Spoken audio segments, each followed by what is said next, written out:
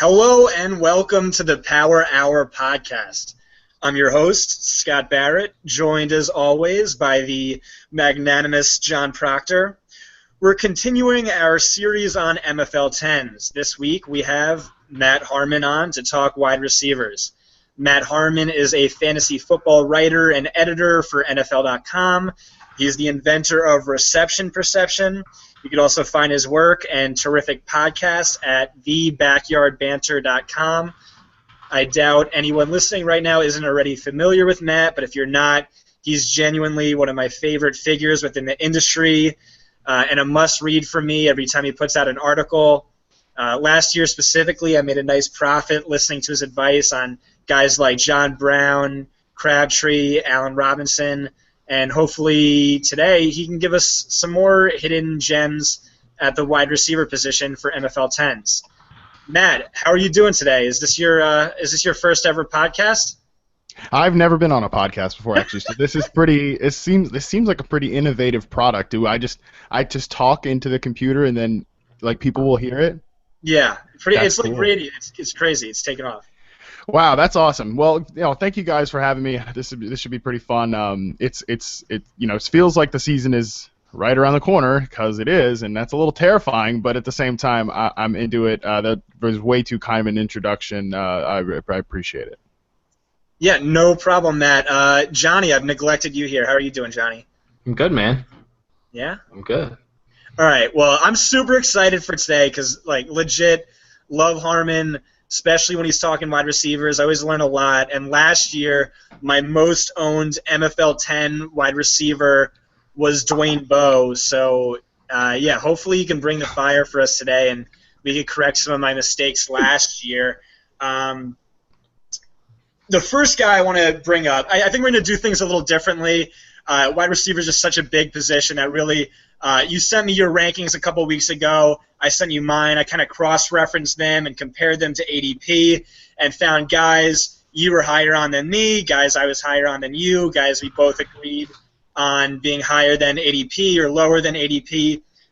So I got a list of guys here that I wanted to talk about.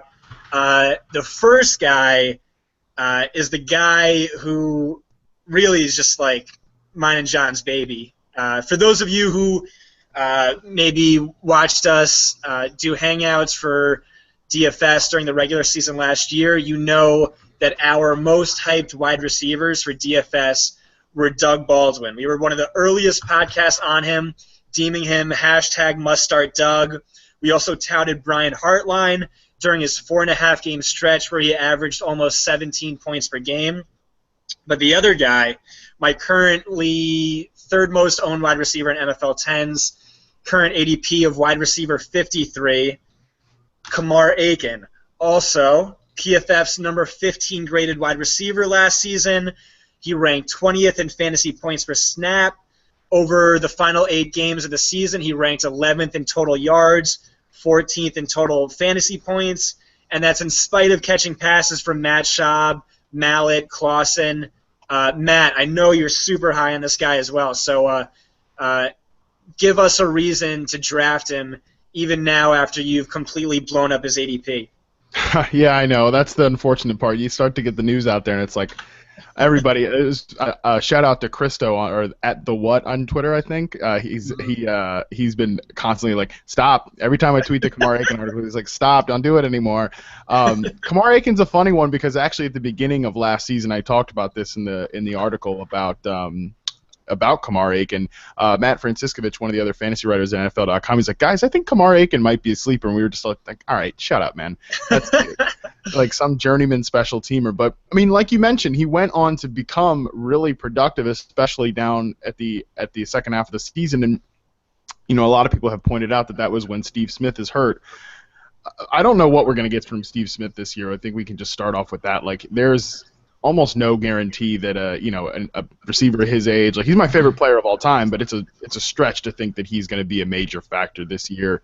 I think Kamar Aiken's going to start. The reporters there have said as much, and even without the fact that he is actually, as revealed by his reception perception, a really, really good player. That was the most surprising part to me, was just how productive he was at getting open on a variety of different routes, and it had above average success rate versus coverage against man, end zone, was just around the league average against press. So I think he can fill a starting receiver role for them. And like those Mark Trestman offenses have consistently ranked inside the top half of in the NFL in pass attempts, like Chris Raybon pointed out. So like it's going to be a voluminous offense. I also think that Joe Flacco is going to get a boost because their defense is not good anymore. So like there's a lot of changes in Baltimore, and I think they're all going to be heavy towards the passing game.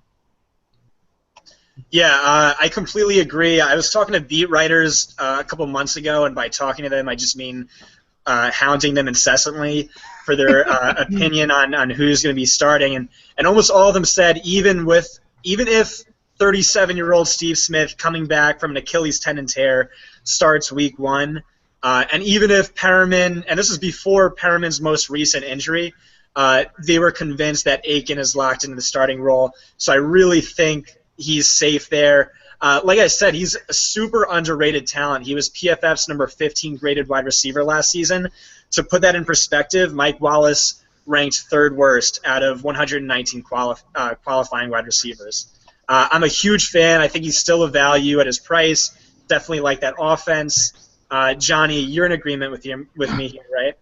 Oh, yeah. And I think one thing with Aiken was that last year a lot of the beat guys in Baltimore were pretty much convinced that he was just going to have a slot role. And then once they gave him that outside and slot role, he kind of showed that he could do both pretty successfully. So I think one boost for him too is that when they go 3 wide, he will probably move into the slot, and that will give him those, extra efficiency slot targets that you really want to get, where a guy like Julian Edelman gets the best of both worlds playing, half and half. I think Aiken will play a similar role. All right, well, the next couple of guys I wanted to bring up is I noticed in your rankings you have A.J. Green way higher than DeAndre Hopkins, and that's kind of contrary to current ADP. And like even how I've been taking them, I've been going Hopkins first and then A.J. Green. I honestly don't really have a strong opinion here. It's just what I've been doing. Matt, tell me why I should start taking A.J. Green over Hopkins. I think kind of like how everything lined up for Hopkins last year in a way, and even guys like Julio Jones to an even greater degree. I think that's how it's looking for Green right now. I mean, his competition for receiver targets are Brandon LaFell and Tyler Boyd, who I don't think is going to step into a high-value role right away, nor will he ever be a player that you need to feed a lot of volume to in the offense. I've talked about that a lot all draft season. So to me, I think Green is just going to dominate the target share there. The fact that Tyler Eifert might miss the first couple games is even just more evidence. Like I think he's going to absorb back like around his like 180, 170 target era that he was in the beginning of his career with the Bengals, not so much recently just because they've had so many other talented ancillary players. So to me, I think Green's going to be a threat to lead the NFL in targets or at least push for it. Andy Dalton is playing better than he ever has before in Green's earlier year. And there's no, I mean, in terms of talent difference, like he's right up there as a player with guys like Julio Jones and Antonio Brown and even Odell Beckham. Like he's just as good as those guys. He just hasn't been fed that way that those players have. And so to me, Green I think is going to produce like an elite tier wide receiver 1, and you can just get him at lower picks than the other guys. And in terms of Hopkins, like he only had 200-yard games in the second half of the season. When he wasn't just getting pummeled with volume, when the Texans were a good team. So when they were at their best, they weren't flowing through Hopkins like they were earlier in the season. Bill O'Brien likes to run the ball. We know his offenses have ranked 1st and 5th in net rush attempts, and I think that's how they're going to be dedicated going to play going forward. So to me, I think Hopkins is being a little overdrafted right now. Like there's no way they're going to run the play volume and he's not going to get the target volume that he did last season. Like every move that they've made has indicated positivity for the rest of the passing offense, but negativity for Nuke's volume. And then in Cincinnati, all the moves have kind of been the opposite way. Yep. No, I'm with you. If you take away A.J. Green's rookie season and his injury-plagued 2014 season, then his finishes have been wide receiver 3, wide receiver 4, and wide receiver 8. So I think he's almost guaranteed to be a top ten guy. And when you give him, I mean, he was wide receiver 8 this past year with only 132 targets, and I don't think there's any chance in hell that he's only going to see 132 targets this year. I think 160 plus is easily going to happen with all the other targets leaving. Yeah, good points all around. Maybe going forward, I'll start taking AJ Green over Hopkins. I'm not really sure. Thanks for that, guys. Next wide receiver on our list is a guy you, Matt, were much lower than both me and Johnny on, but I know this is specifically Johnny's guy, and it broke his heart. I'm talking about Chris Hogan for the Patriots. Matt, tell Johnny why he's way too high on Chris Hogan. Well, I mean, I'll go ahead and pull back the curtain on this one. That like right before we started, you guys were like, "Hey, we're gonna bombard you on this Chris Hogan stuff." You didn't even have him in your rankings. I was like, "Oh shit!" I mean, I forgot to even rank him. That's my fault. So I don't hate Chris Hogan. I just happen to be an idiot. But no, I mean, I'm either way though. I'm not really that excited about Chris Hogan. I think he's a fine player, but I just don't really see. Could Nate Washington could beat him out for the Brandon LaFell spot, right? I mean, they have other guys there. I really like Malcolm Mitchell, so I don't know. I just don't see it with Chris Hogan. It's like that area in drafts. I'm probably like foolishly chasing other upside players. I mean, but he's fine if you want to like him. That's whatever. It's basically like that's whatever. I don't know. That's my best take on Chris Hogan. All right, Johnny, take it away. All right. I mean, I don't think Chris Hogan's going to be like some come out of the woodwork and have 1,500 yards or something out of nowhere kind of guy. But I think the one thing that the Patriots kind of showed us last year was that Danny Amendola is not a guy that they're going to play outside. So Edelman struggles a lot with injuries, so you're essentially getting who I think is probably Edelman's direct backup if he were to go down. Plus, I think you're getting the guy who's going to be starting outside opposite Edelman when they're in two wide sets, and when they're running those power schemes, they run the two wide sets a lot. So I don't think Amendola is a guy that really is going to see the field as much as a lot of people think, as people deem him the wide receiver too, but I don't really think that's going to happen. Could Nate Washington beat him out? I guess so, but the way the Patriots kind of went after Hogan and paid him kind of tells me that I think they want him to be that way, and the beat writers are like gushing over him. And whenever he was given, his usage was always so strange in Buffalo. Like they just like didn't put him on the field, but then whenever somebody would get hurt and they would put him on the field, he was really productive in a small sample size. So he's a guy that I've always kind of liked. I know Aaron Butler, RI Patriot, has the 7-Eleven. Chris Hogan always open all over his Twitter. He's a big fan as well.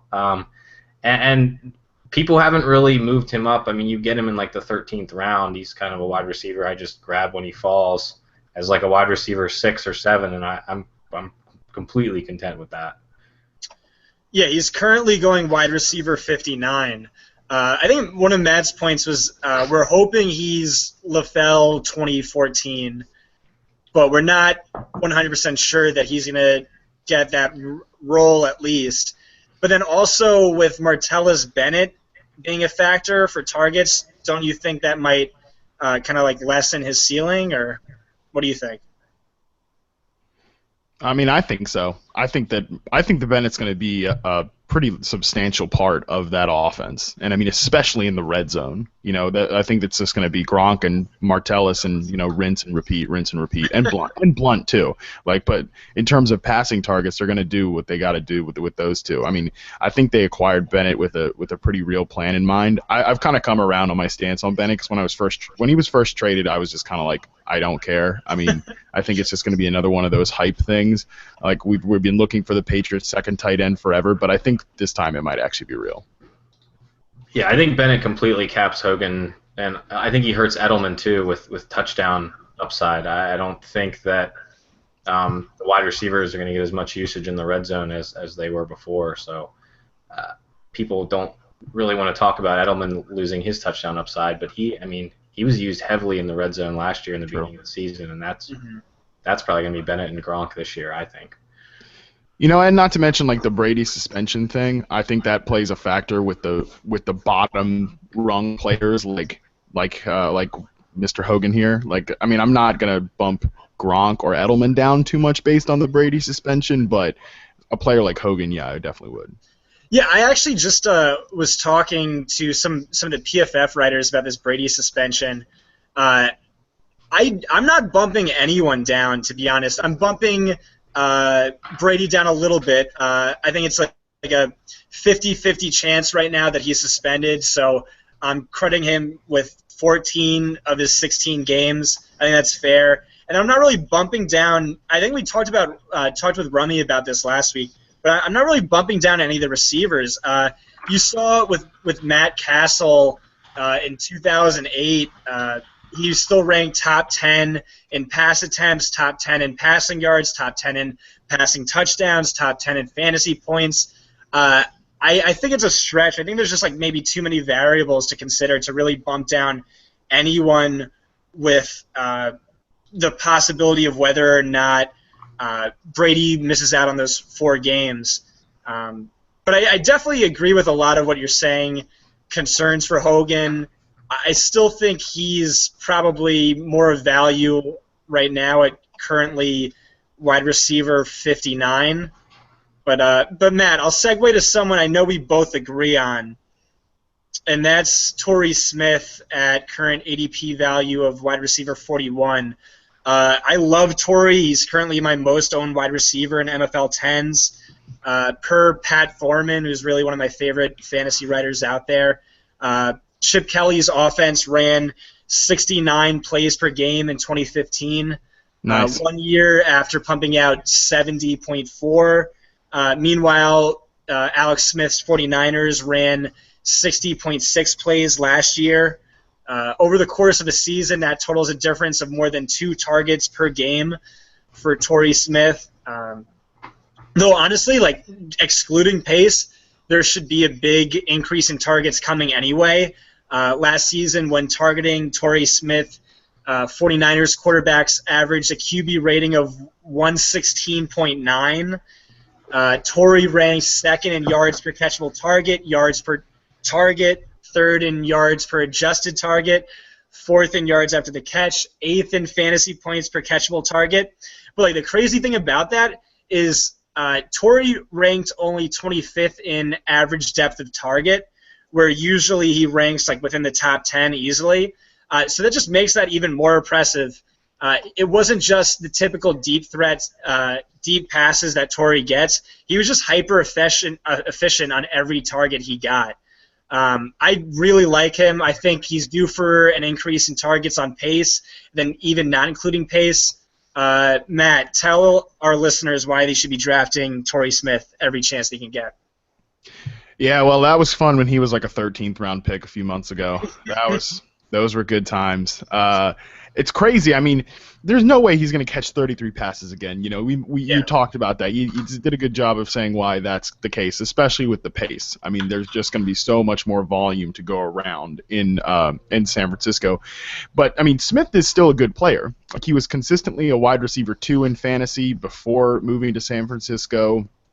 And, I mean, he's still, like, I put him through reception perception. He was still above average at getting open against man and zone coverage. Like, he can be a functional number 1 receiver. Like, he's ideally probably a 2. But, I mean, he's going to get all the targets there. There's a ton of uncertainty behind him. Like, everybody likes DeAndre Smelter, but everybody has said he's also on the roster bubble, too. I like Bruce Ellington as, like, a super deep sleeper. Like, last round of an MFL10 pick. I like the idea of picking him up. But other than that, nobody on that offense really offers any intrigue.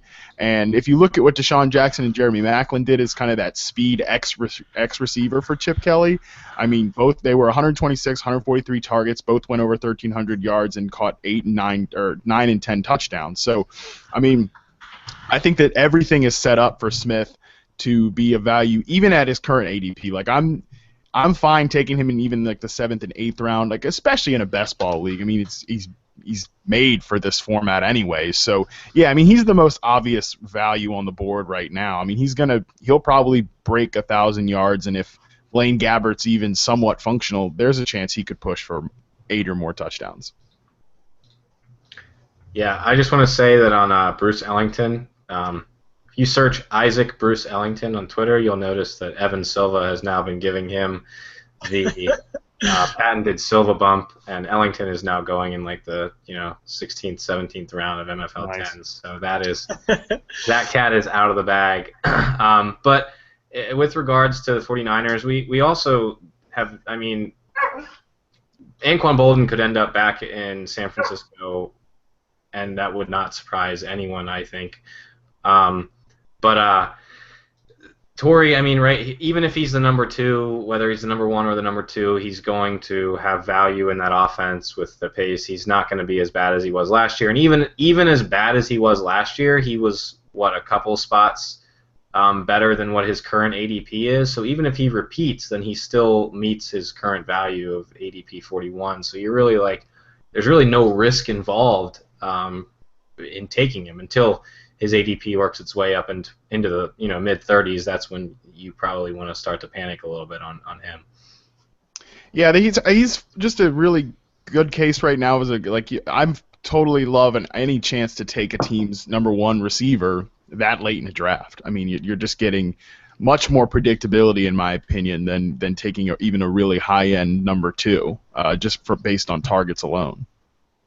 Yeah, guys, I think that those are all great points, especially with Anquan Bolden leaving. There's really no competition in targets, and you got to think this is a team that's going to be trailing pretty much in almost every game it plays, unless they play the Browns this year. I'm not sure.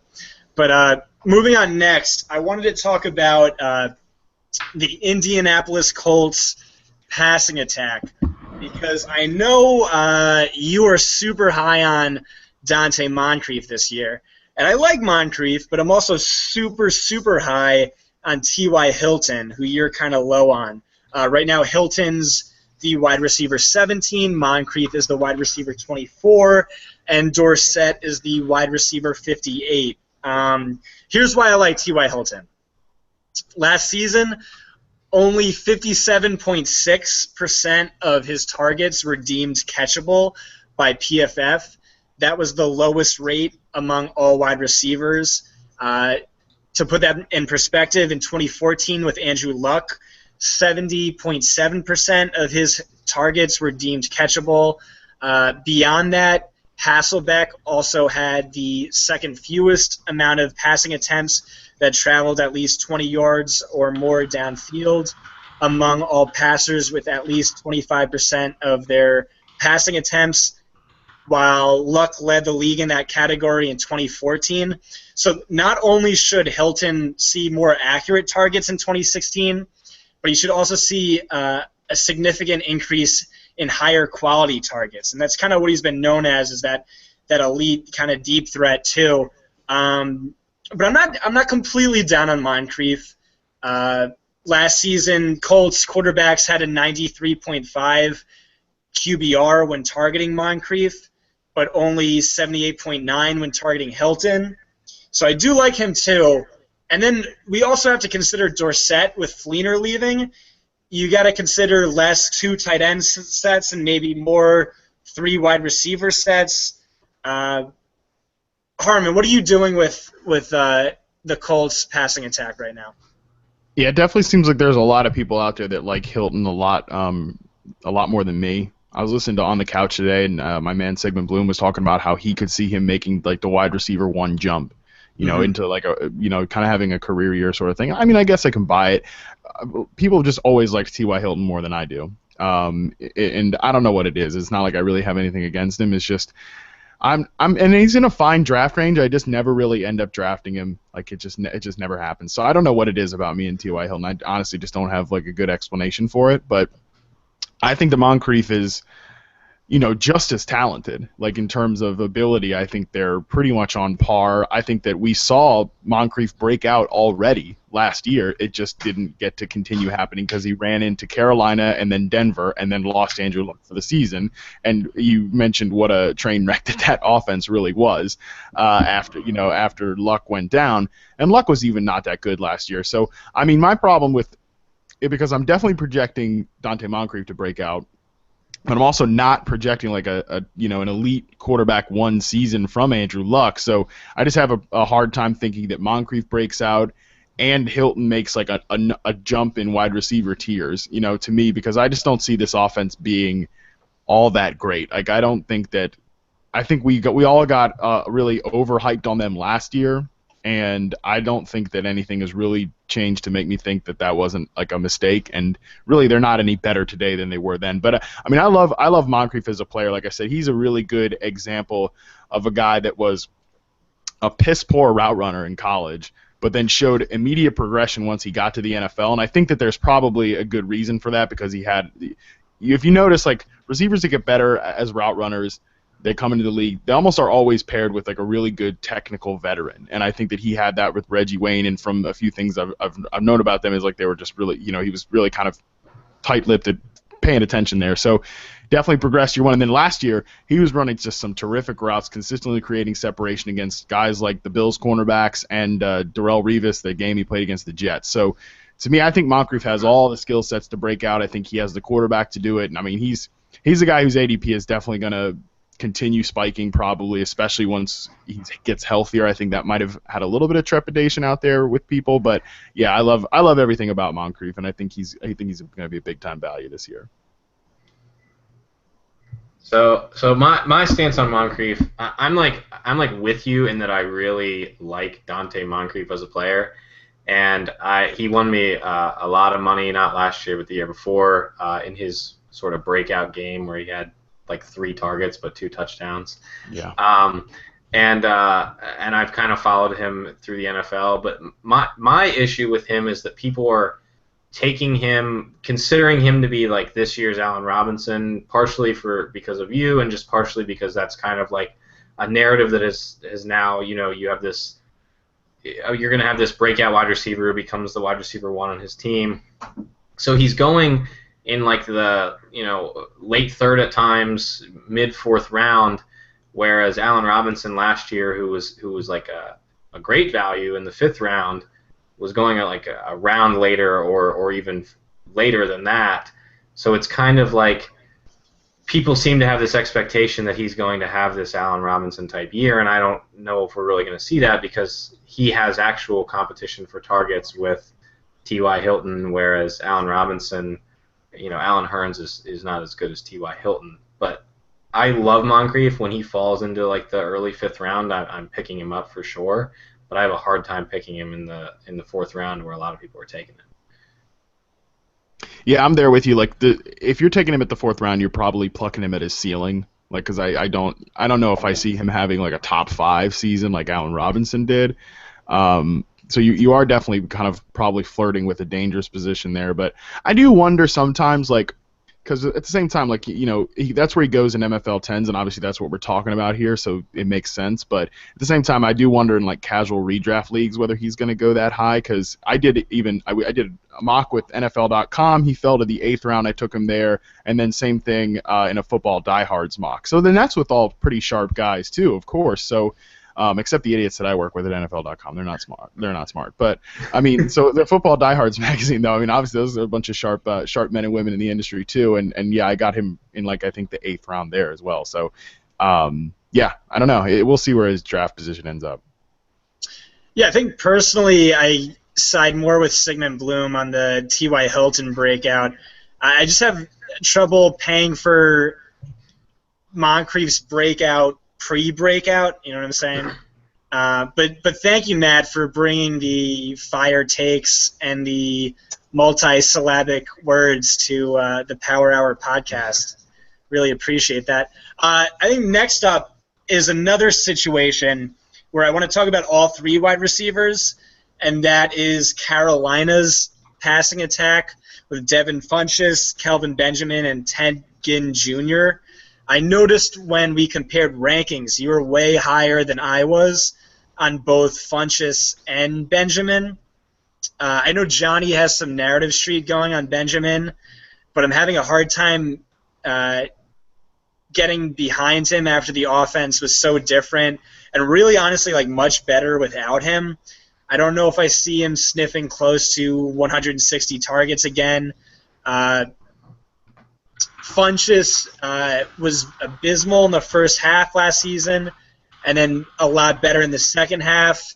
Ted Ginn, meanwhile, we might be forgetting about him. Some of Carolina's beat writers have been saying he's locked into a starting role on the outside, presumably with Funchess in the slot. Ginn's ADP of wide receiver 64 is like way far off from his wide receiver 33 positional finish last season. All these guys kind of like have terrible hands. Benjamin ranked top 10 in drop rate 2 years ago, and Funchess and Ginn both ranked top 10 in drop rate last year. I'm kind of lost. I'll be honest. I'm kind of lost. Matt, what are we doing here? Yeah, so John's narrative street there was that that was the thing with I know you guys talked about it was on this podcast. I think I heard it was you guys were talking about it. This like podcast? Yeah, I listened to man, the that's episode. awesome. I listened to the episode with Graham and Rummy for sure. Oh man, dude, I listened to just a disgusting amount of podcasts. You're one of our 40 listeners. That's awesome. Wow, it's a good group to be a part of. No, you guys do a good job. I wouldn't have come on your podcast if I thought it sucked. I was like, well, thank you. No, of course. But so like. You were talking about the thing with where Cam talked about Benjamin for like 3 minutes when they asked him about his receivers last year. Wasn't that what you guys were talking about? Yep. Yeah. Okay. But that's like that is totally narrative street. But that is a reflection of that situation. Like Cam and Kelvin are boys. There's some GIF that I tweeted last year, like halftime during a game, when the two were like running out and like hugging each other and like kind of almost looked like they were like laughing and prancing in a fairy, and I mean in a field, like a couple of like mystical fairies or something. It was cute, it was cute. No, but those guys are tight. They've been that way since like Benjamin got there, and the only reason I think that's important is because I do think that, the team really believes in Kelvin Benjamin as its top receiver, like that he's the number one receiver, he's their guy. I think that he will demand a lion's share of the targets there. I don't think there's any reason for him not to. I think that the improvement that happened with the offense just had much more to do with Cam Newton improving as an individual. Like, Cam's never been a bad player, but there's no doubt that he took a jump in his own play last year, and I think that that correlated with Kelvin Benjamin being gone, but I also don't think that was the causation of why it occurred. So, I mean, I think that Benjamin's he's an inefficient player. He always will be, because that's just the style of game he plays. He drops a lot of passes. He screws around on routes sometimes. So, but he's a guy that scores in terms of perception right around the league average against separating from man coverage, and above average at beating press coverage, which is why I think they think he's their number one receiver. And when it comes to Funchess, I mean, I've never been a big Funchess fan, and last year his reception perception results were just disastrous. He was really, really, really poor against press coverage. And I do think that a lot of the reports coming out of Carolina right now are that he has really improved. He's really it looks like, I think Bill Voth from Black and Blue Review, where I used to write, said that he looks like just a completely different player, which is fine. And I think that Funchess will be a better real-life player for the Panthers than a fantasy producer, just because I don't think they're ever going to funnel targets to him. If there's one team that I feel like I have some sort of inside knowledge on, I think it's Carolina. And I do know that I think that they really like Funchess, but I also don't think that they ever envision him being even a full-time number two. Which sounds odd because they traded up for him, but at the same time, I had it on pretty good information that they were going to consider a wide receiver at 30 this year. They thought about Sterling Shepard there. If Corey Coleman was there, I think they would have honestly just taken Corey Coleman. So, I mean, they're still looking for more bodies at wide receiver, something different than what Funchess offers. So, and I think that's where your point about Ted Ginn being locked into a starting job is right, because I think he will probably start over Funchess as much as people will probably complain about that on Twitter, but too bad, Funchess truthers. That's just the way it is. I think Funchess will be fine, but I don't think he's going to be a big fantasy producer. Yep, I'm pretty much with you, almost 100% there. I think narrative street is dumb, but in the sense that if it means that a quarterback likes a wide receiver, then that's going to command him some extra targets, throughout the season, and I think that's something that you shouldn't really ignore. And I mean, My big thing is that everyone touts Mike Evans, even though he's been pretty inefficient throughout his career, and everyone hates Kelvin Benjamin. And they're both these big, tall, fast, sort of inefficient, they drop the ball a lot type wide receivers, but they are these prototypical ones that the teams like to employ out on the field. And I don't see why Carolina is just suddenly going to. They had a good year last year where their offensive line played hell way above their heads and were one of the best units in the world when everyone thought they were going to suck. So they had a much better year, and I don't think that was just because Kelvin Benjamin wasn't on the field. I mean, it's not like Ted Ginn is a good player. So I don't see why Kelvin's all of a sudden just like people think he's just going to be the wide receiver 3 or something. But, yeah. I mean, he's going as like wide receiver 22, 23, 24 range. So you're getting a guy who may command, like we talked with Torrey, number 1 receivers worth of targets, 140, 150, 160 for a discount. So I'm not buying him when people take him in like the middle of the third, just because I think he's like an inefficient player. But when he falls to like the late third or the early fourth, I'm taking him pretty much every time. And so is Aaron H., Scott Barrett's boy. Yeah, I've actually been stalking Aaron H., and I just like looking at his draft tendencies, and he actually has like a really decent amount of Kelvin Benjamin. I'm avoiding him personally, although a lot of what you said I think makes sense, and I buy into it a little bit. But he is coming off of an ACL injury, and he did show up to camp overweight last season. So that is kind of a concern for me in like the best ball format where you got to watch out for injuries and stuff like that. I don't know. But moving on to our next topic, which is Seattle's wide receiver grouping. This one's going to be fun. I know we both love Lockett's talent, Matt. Have him in, or I've tried to get him in every dynasty league. I have him in most of them. I'll let you go more in depth on that in a second. Johnny's a little hesitant with Lockett. He's fading him in MFL10s this year, and I'll let Johnny get to that as well. Curse, meanwhile, is Johnny's favorite Seattle wide receiver to target in MFL10s. Baldwin is a guy I like a lot as the 25th wide receiver off the board. He was the number 2 overall fantasy wide receiver over the second half last season. Harmon, Seattle wide receivers. Let's do it. Go.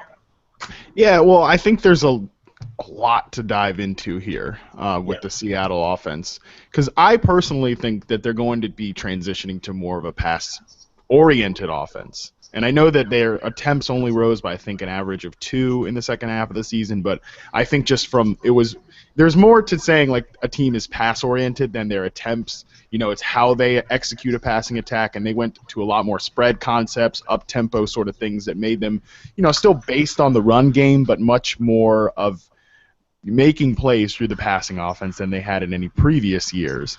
So I think that whole thing right there, that brings up the Seattle wide receiver group. Not to mention, I think this is the best group that Russell Wilson's ever had. Maybe when Sidney Rice's ghost was there, that was something. But I think this is a good group now. Like Lockett's better than any player that they've had there before. I mean, unless you want to count Percy Harvin. But so I think that all their personnel is dictating that to go to more of a pass-oriented offense. So I think it's just it's a bit of it's a changing situation to me. Like it's not the same as it has been before. So that's one point. Also, like just on Lockett as an individual, you mentioned talent. Obviously, everybody knows I wrote him up for reception perception this week. He was scored 76.6% success rate versus man coverage. That's the second best figure for a rookie since Odell Beckham at this point. So, I mean, that's a really impressive number for him. I think that he can get open pretty much at will. There were several times even when, as great as a deep threat as he was, there were several times even when Wilson missed him by just a little bit last year. So I think he's a great route runner. He's a pretty elite technician already. So I think if he improves even a little bit, then we could be looking at something really serious here in terms of his just on-field ability. But I also still like Doug Baldwin at his cost as well. I think that he did legitimately take a step forward last year. And I think those two will be the driving force of the passing offense. I know they brought back Jermaine Kearse, which still does, to me, intimate that they do want to be more of a passing team. The fact that they brought back, their third receiver, and they've already said that Lockett's going to start, and I think that's great. And also that he was a guy that I dug around on a little bit before I wrote him up, and I know they're really, really high on him as well. They think he has like an elite ceiling there in Seattle too. So, yeah, to me, I think it's an interesting situation. People are definitely getting aggressive with Lockett after the reception perception thing. I know that somebody took him in the 5th round today. In an MFL10 that I'm in, and the guy tweeted me, he's like, yeah, I did that kind of just more to mess with you, but that's fine. Like, I don't know. I don't think he's gonna crack like the 5th round though. Again, when casual like redraft leagues start, so I think we'll be safe value wise. But I think the whole Seattle passing offense situation is looking up to me. Yeah, I completely agree. I'm gonna have some. I'll post some GIFs on our podcast Twitter account of Lockett just humiliating cornerbacks in college. Also, reports out of camp have been that Lockett is just has beaten Sherman about once a day or more than that for the past couple of weeks. Baldwin is a guy I think a lot of people have been. I know you wrote him up last year, I think, but he's a guy that's really flown under the radar despite being really talented. In 2014, he was our number 16 ranked wide receiver via PFF grade, yet he ranked 48th in targets and 43rd in fantasy points. I think really the only difference there was he started targeting him like a true wide receiver one once Jimmy Graham went down. But Johnny, I know you're itching to talk about Kearse. What do you and kind of fade Lockett a little bit, Johnny? What are your thoughts on Seattle? It's not so much that I don't think Lockett is a talented player. I think he's really, really talented. And at the end of last season, Scott was kind of gushing over Lockett, and I kind of liked him. And so Scott made me watch. I went back and I watched almost all of Lockett's targets last year, and he was really, really good. One thing I think he could probably get a little stronger to the ball. There were a few times where I thought he was a little not as strong to the ball as like an Odell Beckham type for his size, but I think he'll probably get there. He did get open at will. But I don't know if I necessarily you look at the usage last year when Lockett was sort of breaking out towards the end of last season, but Seattle still wasn't giving him a full snap share. They're still probably going to use him as their punt and kick returner because he is like super, super elite in that sense. So I think that still means that Kearse is going to see. I don't think it means he's going to start, but he's going to see starter snaps at times. It seemed like Baldwin was sort of the starter, and then Lockett and Kearse kind of split those wide receiver 2, wide receiver 3 snaps. I'm sure the share is going to be more on Lockett's side this season, but I don't think Kearse is going to completely disappear based on the contract that they gave him. And I think one thing that Kearse kind of excelled at last year was when Wilson would kind of roll out of the pocket and everything would go to hell. Kearse was like the guy who seemed to just always be in the right spot. And that's something that I think is important in that offense. And that's why I think they brought him back. So that's sort of something I like in Kearse. But overall, I think I'm highest on Wilson as a whole. And when he's in the 7th round, it's like pretty easy for me to just take him whenever he's there. And the only reason I really like Kearse is because I can get him in like the 18th at times, and I just think that he can probably pay off that ADP. But I like Lockett as more of a dino value than I do a redraft because I think his situation is a lot more uncertain this year than a lot of people think. Just for the record, Jermaine Kearse's ADP is wide receiver 76. A lot of really sharp guys are on him. TJ Calkins, Pat Thorman, 14-team mocker. My only issue is that's 3 spots below LaFell, 2 spots below Carew, 3 spots above Stevie Johnson. So I don't have too many shares, but I do get what you're saying there. Next on our list is Amari Cooper, currently ADP wide receiver 12. Harmon, you have him wide receiver 10. Here's my issues with paying pretty much a premium price on Cooper pre-breakout. Last season, he had 0 targets inside the 10-yard line, while Crabtree, who was actually one of your guys last year who really paid off, had 8 such targets. He also was terrible with drop rate. He led the league in drop rate, dropping 1 out of every 5 catchable balls. I know you kind of don't really care too much about drops, but I think that in connection with the goal line targets might be kind of a concern. And I'm not sure if I'm ready to anoint him as a true wide receiver 1 after Crabtree out-targeted him by 20 targets last year and is going 44 spots later. I'm not sure. Why am I wrong? Well, I have Cooper 14th. I don't have him 10th. Don't slander my rankings. Then that's a mistake on my end. That's still higher than me, though, so we can keep going. Yeah, that's fine. Because he's kind of one I don't really know what to do with. I never end up taking him in that second, even he goes in the second round sometimes. Even in the third round, I still kind of hardly ever end up with him. So I feel you on the hesitation there, and I think you have for good reason. I think you have some hesitation. Is he going to be the target dominator there? Is he going to see more red zone targets? It was almost just weird how little they used him in the red zone last year. But I think that's also indicative of some of his issues that I had with him actually coming out of Alabama. Was that you mentioned going up for the ball with Tyler Lockett? That's something that Cooper's sneaky bad at. Winning contested catches is not his game. He's more of an elite separator, which to his credit he does get open quite frequently. He's oddly, incredibly polished route runner for such a young player, and even a rookie last year. He dusted some guys. But he's not good at winning contested catches. Perhaps that's why they didn't throw to him very much in the red zone, where that's something that Crabtree is very good at. So I get it. I mean, I understand the hesitation with Cooper, but I'm just kind of willing to rank him as a high-end wide receiver too. But you're right though. When my feet come to the fire and it's time to pick him, I hardly ever end up doing it. Though I did. If I take a high-end wide receiver 1, I'm probably okay with taking Cooper as my 2, just because then you're kind of getting a little bit of insulation from when he might have some poor weeks, because I do think he's going to have some blow-up weeks too. That's the most lukewarm endorsement I've ever given to anything ever. I mean, I think I guess I sort of agree with you on Cooper. I have 0 of 40 leagues I've done. I have 0 shares of Cooper because he's never made it to the third round where I could ever pick him. I would be fine taking Cooper in the third round, but I think the majority of times he's gone by the end of the second, and a lot of times he's going the beginning of the second.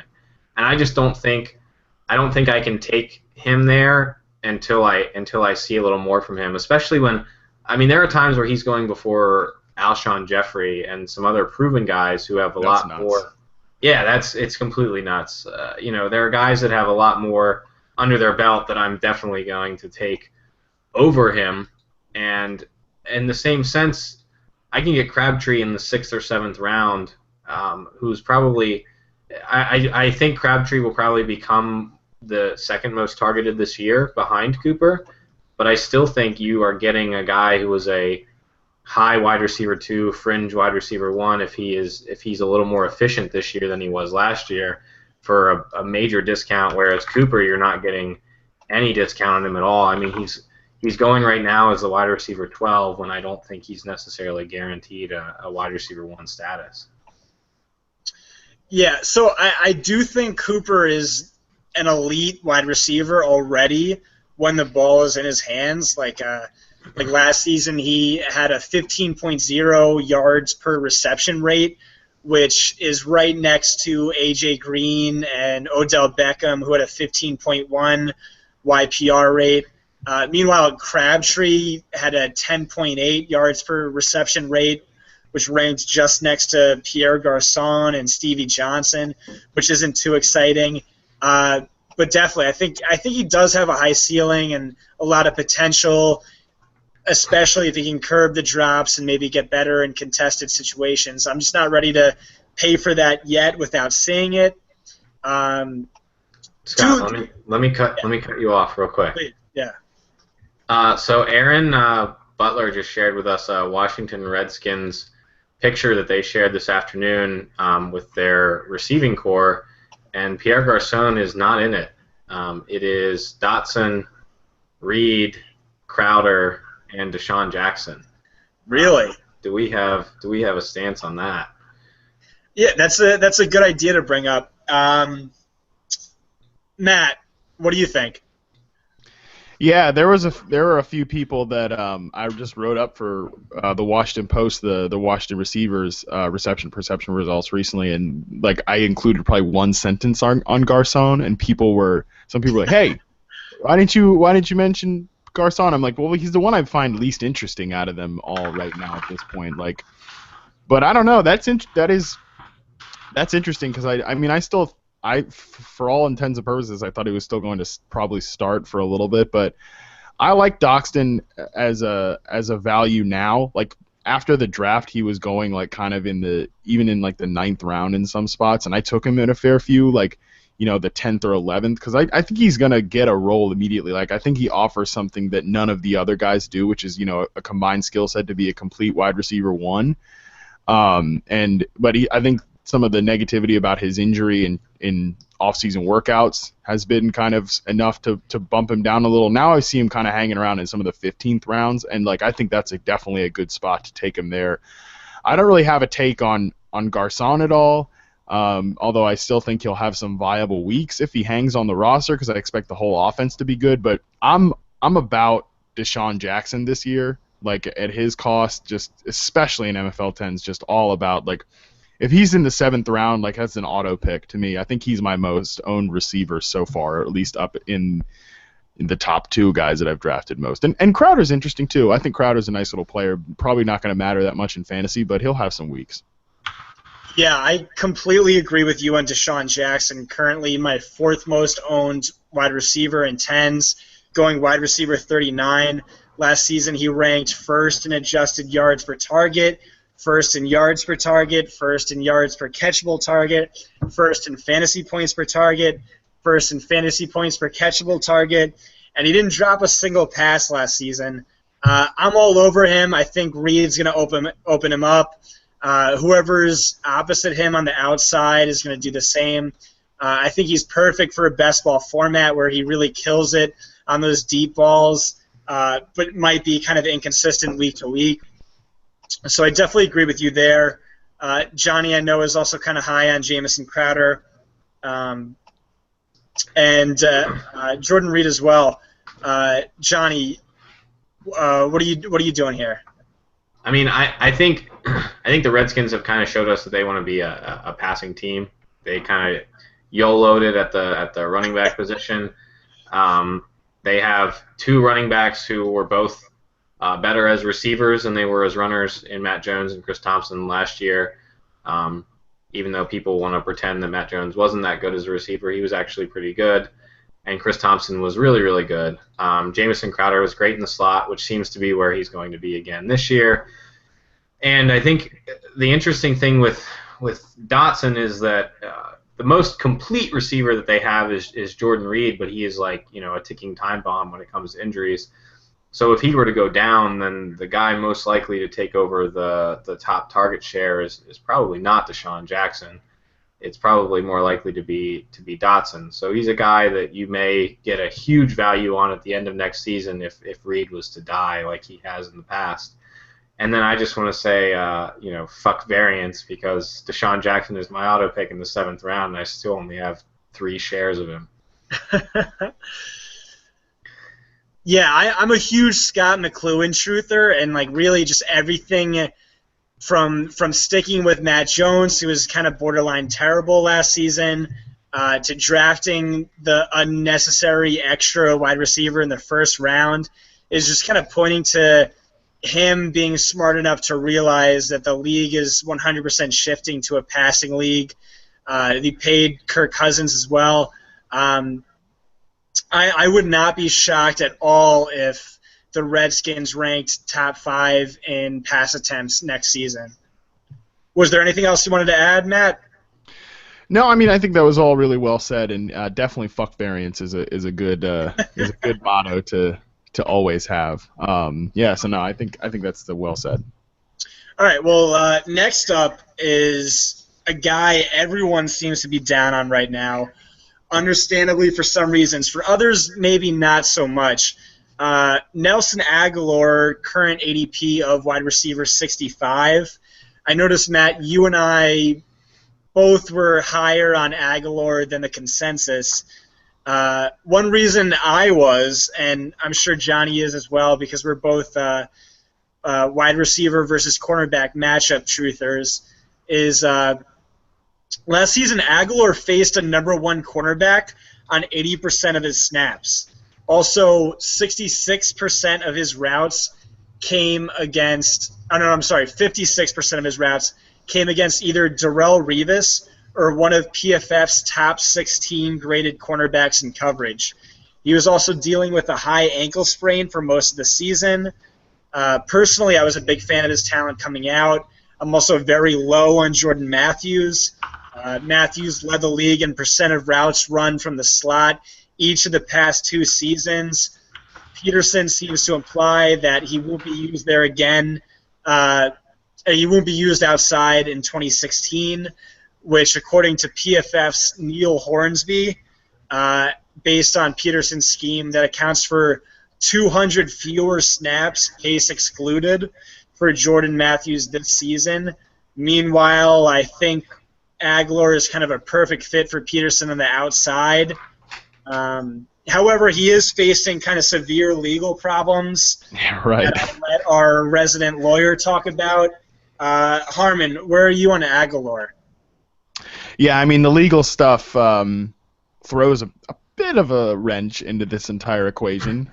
So who knows with all of that, but just in terms of him as a player, I'm with you. I really liked him coming out of school. I think he was my wide receiver 4 in that 2015 class. It was a guy who's just really high on him for a number of different reasons. And it's good to point out that he faced a lot of really tough matchups. His rookie year was also injured and was in, quite frankly, a really dysfunctional offense. So pretty much the entire deck of cards was stacked against him last year. I think he was, he's just kind of unfairly really put in some poor company based on a bad rookie season. But I'm with you that I'm lower on Jordan Matthews too. I think that he is going to lose a ton of volume just from plays and playing from the snap in an offense that really doesn't run 3 wide receivers. And I think it's also good to point out that Macklin, I almost just said what my point was there, is that Aguilar fits right into that archetype of the players that have been successful in Peterson's offense. And I still think that Aguilar can be a good route runner, a guy who consistently works open. And, it wouldn't shock me if 2 years from the road, he's the top, or 2 years down the road, he's the top target in Philadelphia. It wouldn't shock me at all. Well, I guess it also wouldn't shock me if he's in prison. So, let's just, we'll assume that he's playing. I think that he's going to have a better year than he's currently being drafted at. Yeah, I agree, and I like that Freudian slip because Macklin was my comp to him coming out. Yeah. John Proctor Esquire, do you have any legal takes here for us? Dude, the thing that worries me the most about the NFL as somebody who's facing trouble or might be in trouble is the commissioner's exempt list that is now the thing to just throw people on when they're in trouble. Because if you're on the commissioner's exempt list, yeah, you're getting paid, and so the player doesn't give a shit, but you're not on the field, so you're not scoring any fantasy points.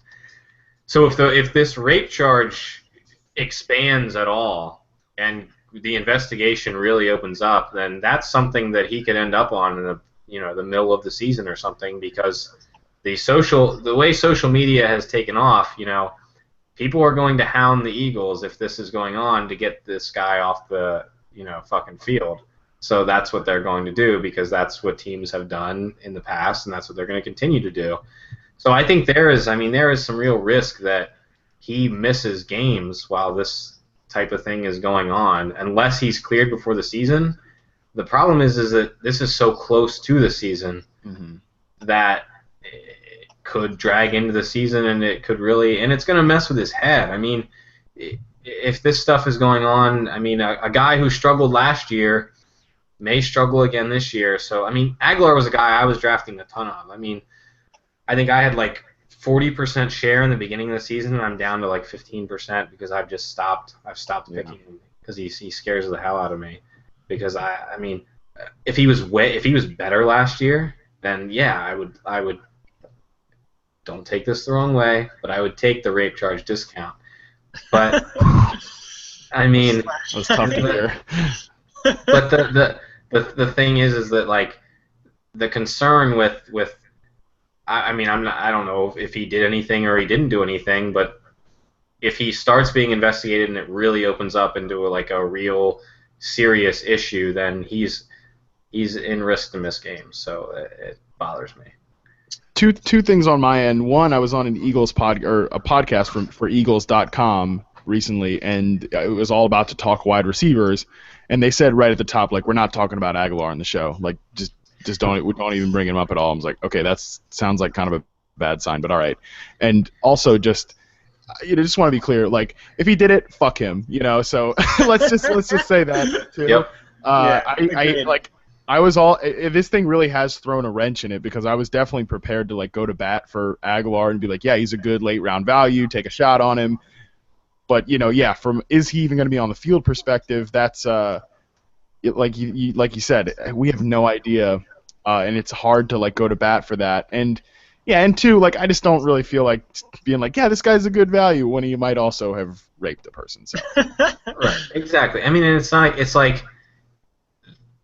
If there was more uncertain, I mean, it seems like so far that she is accusing him and she is standing with what she was saying, and there's the Eagles players have come out and said like they haven't come out and said, oh, he didn't do it, or oh, I was with him. They came out and they said, oh, I wasn't there, or I was in the other room. So the did he do it and that type of thinking seems to be nothing is saying he didn't do it. So there's no reason for us to think that he. I mean, why do we think he's a good guy? I don't know. What, because people liked him in college? There's no real reason to go to bat for him from a human being perspective. So I'm done drafting him. Yeah, it's really rough for me because just looking at my mathematical projections, like I have him like 25 spots higher than his current ADP, maybe more. But at the same time, you're right. There's legitimate reasons for that risk, and if he did that, like totally screw him. He sucks. He was also PFF's worst graded wide receiver last year. But yeah, just looking at my projections, like it's crazy how high he keeps coming out, in spite of everything that tells me to stay away. So are we drafting Rube? Is that what this all means? No, never. Yep. We are never drafting Rube. Never. My boy Curtis Patrick pumping the Rube. I've done it a couple times. It felt bad, but I did it. That's because you're not a Giants fan. He is dumb. He can't run routes. His knees are shot. He is bad at playing wide receiver. In my opinion. I mean, I totally agree. So I just like in the 17th round of an MFL10, like if he's gonna start, he's gonna be he's gonna score a few weeks. So do it not Josh Huff? No. All right. Maybe I liked Josh Huff coming out of school too, but yeah, I don't think that's gonna happen. Beat reporters are saying he's on the roster bubble, so yeah. In spite of the depth, which is not a good sign. I think we're over the hour-minute mark, but if the Power Hour podcast ever actually goes 1 hour, that means the guest sucks, and we're having way too much fun here. So let me just get to a couple other guys. Matt, okay, this is a good one. At Wispy the Kid says he's expecting me to talk about Carew for at least 25 minutes. I'll try not to do that. Maybe I'll just retweet out the rant I went on a few weeks ago. But everyone knows I'm a gigantic Leonte Carew truther. And I think that most of our listeners know that Johnny's criticized Devonta Parker for being terrible against the press. Anyone who's read You knows the same. There have also been reports out of Miami that they're trying to move Parker into the slot and Landry to the outside, which makes sense, kind of, giving him that extra running room to beat out press coverage if he really is bad there. Matt, Parker, what are you doing here? Are you buying or are you selling? Yeah, I'm not buying Parker at all. I think he's overrated in Dynasty. I think he was way overdrafted earlier in the offseason in MFL10s. Like now he's kind of wide receiver 30 in MFL10s after May 1st. He's exactly wide receiver 30, yeah. Yeah, so that's a little bit more palpable to me, but at the same time, like, I think the press coverage concerns are real. He had the worst score against press coverage reception perceptions ever charted. So that's not good. That's bad. But it also definitely had something to do with him being injured and missing a lot of time, because that was his biggest weakness coming out, was defeating press coverage. So I wasn't surprised that he scored out so poorly. But I think the team seems to already know it. And I know, Scott, I've talked with you about Leonte Carew plenty of times, and I think I've been meaning to write about this, and I just haven't because I'm lazy, I guess. If there's one thing I don't do, it's a lot of work. So I haven't written about this yet, but my whole theory behind why they were really so aggressive with Carew, and they called him a target player after the draft, like somebody they went in wanting to get.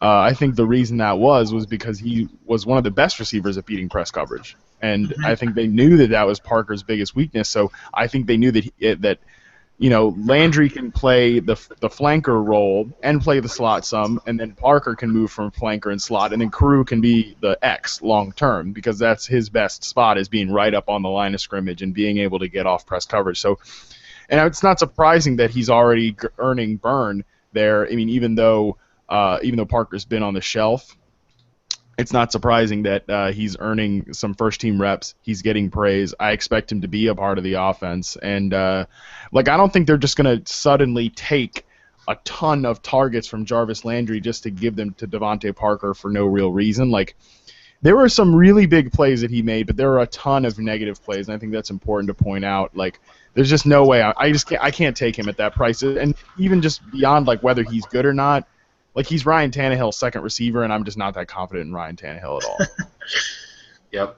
Yeah. So the big Twitter push is that, Devontae Parker at a 10.2, adjusted yards per attempt with Ryan Tannehill, but at the same time, Rashard Matthews, who had more targets, had an 11.4 adjusted yards per attempt, and nobody's touting Rashard Matthews. If it's Rashard Matthews, it's a small sample size. If it's Devontae Parker, it's the holy grail. He scored some touchdowns in a small target sample size, and that really boosts someone's average yards per attempt. 3 touchdowns and 50 targets is going to boost your average yards per attempt, especially when they were some long touchdowns on some busted coverages and stuff like that. That's gonna boost that. So I don't think the whole, the numbers that were good for Devontae Parker last year were a lot more. I think they might have been a lot more noise than they were actual evidence that he's a really, really great receiver. So he looked like he struggled to me when I watched him play. So I'm not really buying him. And the same, like Matt said, Jarvis Landry, I think, is still the top receiver there. I think he's still going to have the, somewhere between 150 and 180 targets. I think he's going to be the most heavily targeted. Everyone cites his adjusted yards per attempt that he's bad, but he's done good things for the offense. The team seems to like him. Tannehill continues to throw him the ball, and if Carew really comes out on the outside and he starts stealing targets from Devontae Parker, then your 4th or 5th round draft pick that you wasted on Parker, who ends up with 120 targets, just really kills you. If I could just make a statement there, because you mentioned it a lot, yards per target, that sort of shit, that doesn't tell you anything about a receiver. It tells you literally nothing about their quality of player. So the fact that people cite that for Jarvis Landry, you might as well just I don't want to be mean about it, but yeah, you might as well just like paint. I don't know what the hell I'm saying, like on your forehead if you're gonna make that argument about why a player is bad. Like it doesn't make any sense when you like from a variables perspective. It's poor. Just none of it makes any sense. But that's a whole another hour-long podcast to talk about that. Yeah, I completely agree with Jarvis Landry, who always ranks 10 in average depth of target. Matt, what do you think about Keenan Allen? Oh, he's the GOAT. No, I really like Keenan Allen this year. I think that he can be sort of like DeAndre Hopkins last year. I think that he's going to get pummeled with targets on a bad team that has to pass a lot. I mean, he was completely tearing it up before he got injured.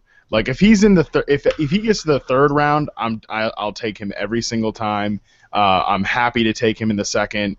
I'm all about Keenan Allen having like a big time wide receiver one this year. I have him ranked over Hopkins. I think I have him like in the 8th spot or something like that. So, I mean, I think he's just putting it all together as a player like he was last year after kind of a down second year. I think he's going to dominate the target share, and I think the Chargers are going to throw the ball a lot. And I think the signing of Benjamin doesn't hurt him. I think it really only helps him. Like he'll play the Malcolm Floyd role, but just better than Floyd played it. So, to me, I think everything's lining up for Keenan Allen this year. I think he's a great, like I said, auto pick in the third round. If he's there in the second round, I think about him too. Yep, I'm buying every Chargers receiver. I'm buying Gates. Yeah. I'm buying Benjamin. I'm buying Keenan Allen. When Rivers is healthy, he's like he puts it together. Everyone likes to say he's had up and down years.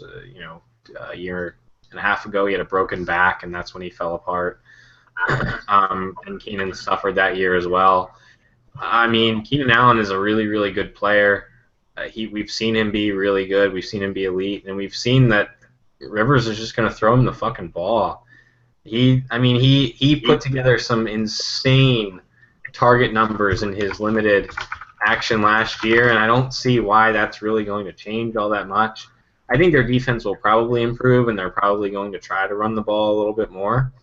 And I don't think we're expecting Keenan to see, 200 targets or something, but we're looking for 150-plus targets when we're taking a guy in the second round, and I think you're pretty much guaranteed to get that with Keenan Allen, so I'm buying. And, I mean, he's scored – people like to cite that he's not really a touchdown scorer, but he scored 8 touchdowns in 13, and he had the down year, and so did Rivers in 14. And then he scored 4 touchdowns in half a year. So I don't think, 11, 12, 1,300 yards and 8 touchdowns is really all that out of the question, especially when a guy is going to catch like 80 to 100 footballs. I'm like buying him all the time in the second round.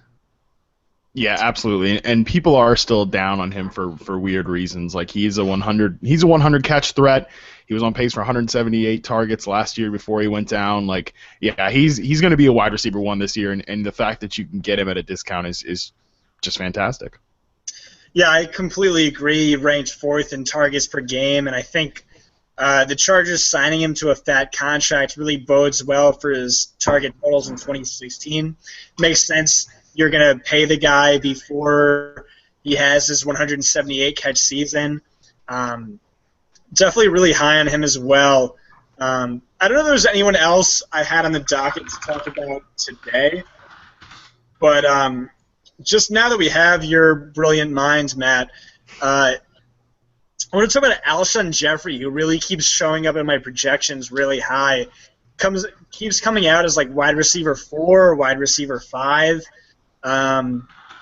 He had the 3rd worst catchable target rate last year, but still ranked 1st in targets per route run, 3rd in fantasy points per route run, 4th in yards per route run, and 6th in fantasy points per snap. What do you think about Alshon Jeffrey this year, Matt? Yeah, my whole tier of the second tier of wide receivers, which goes all the way from 5 to 11. Allen Robinson, Des Bryant, Jordy Nelson, Keenan Allen, DeAndre Hopkins, Alshon Jeffrey, Mike Evans. If any of those were the fifth wide receiver behind the top four, wouldn't shock me. So if Alshon's projected out there for you, like that doesn't surprise me. I think he dominated the target share last year when he was healthy, just like completely obliterated it. And I think that's always who Jay Cutler's been, the guy to feed a top weapon. I think Kevin White, I don't think he hurts Alshon from a targets perspective this year, just because there are, like, outside of those two, there's Zach Miller, and that's it, who also I think is like a pretty good late round tight end flyer for sure. Like, the offense is gonna flow through those guys, but mostly Alshon, and he's great, and I think people really forget how good of a player he is, and I know that durability concerns get cited a lot, but he played all 16, 2014 and 2013. Like, I think last year, just like, it happens, you can't just take that as now this is what he's going to be for the rest of his career. Like, I really like Alshon Jeffrey this year as well. Yeah, I'm buying. I mean, there's not really a whole lot to say other than I think he's going to demand wide receiver 1 targets, and Kevin White is new to the field, so Alshon, I'm buying. Matt, was there anyone else you wanted to talk about today? Yeah, Willie Snead. He's a guy that I'm on. I'm gonna be writing about him soon. He's somebody that I really like, and I think his stock is only dropping since they drafted Michael Thomas. But I think Thomas and Fleener kind of cancel each other out, and I also think that while Brandon Cooks is the number 1 receiver there, I also think he's not like a number 1 in the sense that he's going to just completely dominate the target share. Like, I think it will get spread out. Wouldn't shock me if Snead was pretty close too. Like, he was honestly outplaying Brandon Cooks at the beginning of the season when Cooks was just like their number 1 X receiver, and like that didn't work out at all. Then later in the year, when they started to move him around a little, when other options emerged like Ben Watson and Willie Snead, then Cooks got better. So, I mean, I really like Snead. I think he is a really underrated player. Like, last year was it wasn't his rookie year, but it was his first year getting any sort of playing time. He comes out and has over 900 yards and 3 touchdowns, and I think it's just odd that, like, we're not looking more seriously at him as a guy that could have a really big breakout this year, which his reception perception numbers certainly say are possible. So he's a guy that I really like buying. Just this whole offense is intriguing to me, and Michael Thomas is definitely a part of that, but I'm probably going to have Snead ranked much higher, like when my final rankings get put out, and he's definitely somebody I'm going to write about within the next week. He and Burt Wilson are like my last 2 guys that I need to hype up a little more, ruin their 80. I completely agree with you here, actually. As many of our listeners know, we're in the Elite Lemonade Dynasty League together, and I was going to take Brandon Cooks, but I traded him away for T.Y. Hilton, and just have been consistently trashing Cooks every chance I can get. I'm just like not on him at his like super high ADP. Me neither. Because Willie Snead just destroyed him in wide receiver rating, in yards per route run, in yards per reception, yards per target, run after the catch, catchable target rate. It really, like, Cooks is supposed to be this elite, like, top 15 wide receiver, but he really didn't outshine Snead in the slightest last year. So either Snead is super, super underrated, or Cooks is super, super overrated. I'm not sure which is which, but I think it's a little of both, to be honest. Yeah, I think you're right. Yeah, Cooks is somebody I'm not really buying because he's just.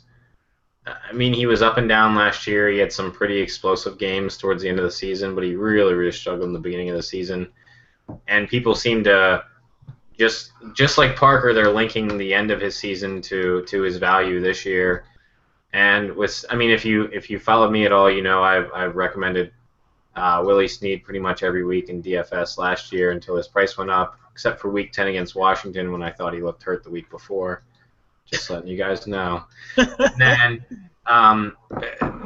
the thing with the Saints offense is that they've historically been a team that just kind of spreads the ball around, so it's hard to pay a premium for any of their players when that's what they do. And I know Scott is huge on Coby Fleener. I really like Coby Fleener, but I think he's starting to get too expensive as well. And Michael Thomas, he may score 7, 8, 9 touchdowns, but I still don't think he's going to get the target share that he's going to need to pay off his like 8, 9, 10th round ADP that he's currently going at. And Snead is pretty much free. And I know Carl Sapchek is all over Willie Snead. He says he's like his favorite dyno buy right now. And I think Snead is an interesting dyno buy because he's so much of a discount because of Thomas coming in that you can pretty much get the kid for free. And if he's as good as we might think he is, then that's awesome. But Snead worries me for redraft because I think there's a lot of targets to go around, or there's a lot of targets to be had by Fleener and Cooks and maybe Thomas that I don't know if he's going to pay off a redraft price, but I buy when he falls, but I'm not really going after Snead.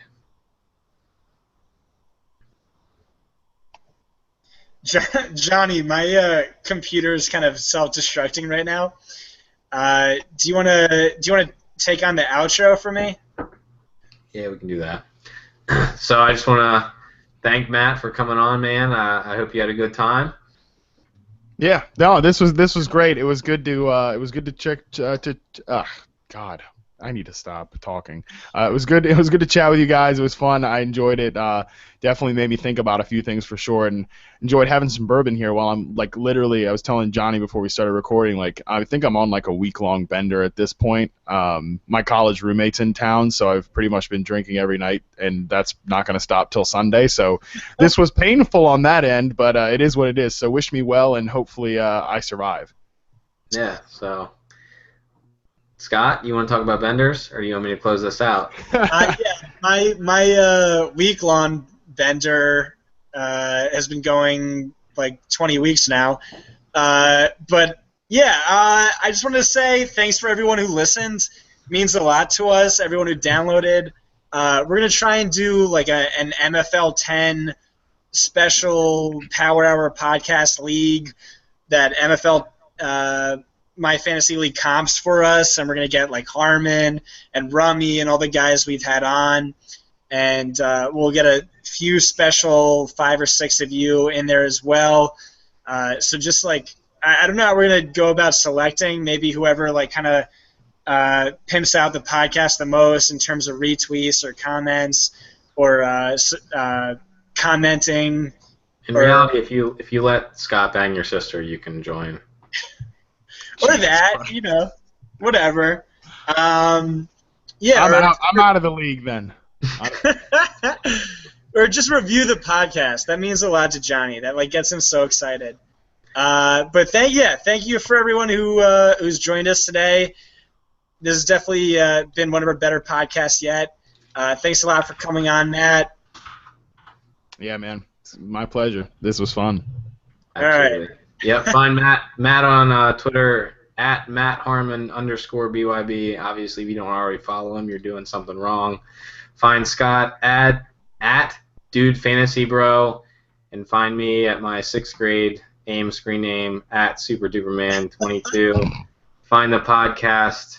It's the DFS Power Hour podcast on Stitcher, iTunes, Podbean, or Google Play. And leave us a review because we have 0. Thanks, guys.